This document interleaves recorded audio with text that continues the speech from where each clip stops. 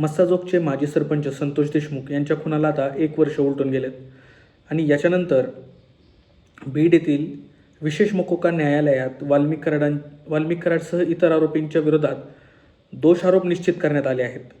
गेली अनेक दिवसांपासून आरोपींच्या विरोधात दोषारोपपत्र निश्चित करावं आणि खटला फास्ट ट्रॅक कोर्टात चालवण्यात यावा अशी मागणी होती.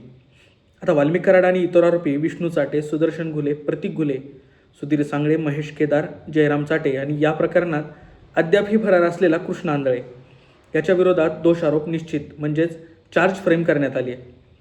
खंडणी, हत्या, पुरावा नष्ट करणे, जातीवाचक शिवीगाळ, कट कारस्थान करणे अशा विविध कलमांखाली दोषारोप निश्चित करण्यात आले आहेत. आता दोषारोप निश्चिती म्हणजे नेमके काय ते आपण पाहूया. न्यायालयात दोषारोप निश्चित करणे ही कोणत्याही गुन्ह्यासाठी आणि गुन्हेगारांसाठी खूप महत्त्वाची प्रक्रिया आहे. ज्याच्यामध्ये कोणत्या आरोपींच्या विरोधात जेव्हा पोलीस न्यायालयात तपासाचा सगळा अहवाल दाखल करतात त्यानंतर या संदर्भात न्यायालयात पहिल्यांदा दोन्ही बाजूच्या वकिलांकडून युक्तिवाद करण्यात येतो. त्यानंतर न्यायालयात हा खटला चालविण्यासाठी पुरेशी कारणे आहेत का याची तपासणी होते. न्यायालयाची खात्री झाली की हा खटला चालविण्यास योग्य आहे असं समजलं जातं. त्यानंतर मग आरोपींच्या विरोधात दोषारोप निश्चित करण्यात येतात. आरोपींच्या विरोधात कोणते गुन्हे लावायचे याचा निर्णय देखील न्यायालयात होतो.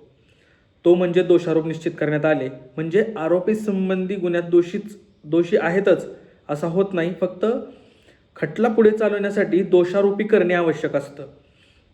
आता आरोपी वाल्मिक कराड आणि त्याच्या साथीदारांसाठी दोषारोप निश्चिती म्हणजे नक्कीच धोक्याचीच घंटा आहे.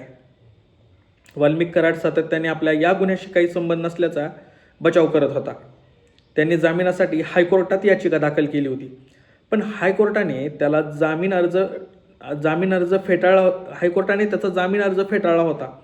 आता 8 जानेवारीला या खटल्याची परत सुनावणी होणार आहे.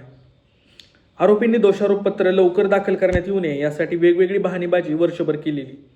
न्यायालयात जामिनासाठी वेगवेगळे अर्ज देणे, आपण दोषी नाही असे अर्ज न्यायालयात देणे, हायकोर्टात अर्ज दाखल करणे, वकील बदलण्याची सततची मागणी आणि अशा वेगवेगळी कारणे दाखवत त्यांनी हा खटला पुढे कसा ढकलता येईल यासाठी त्यांनी सतत प्रयत्न केलेले. आज न्यायालयात त्यांनी ज्या लॅपटॉपमध्ये संतोष देशमुख यांच्या हत्येचे व्हिडिओ आहेत तो लॅपटॉप आम्हाला अद्याप मिळालेला नाही असा युक्तिवाद आरोपीच्या वकिलांनी केला.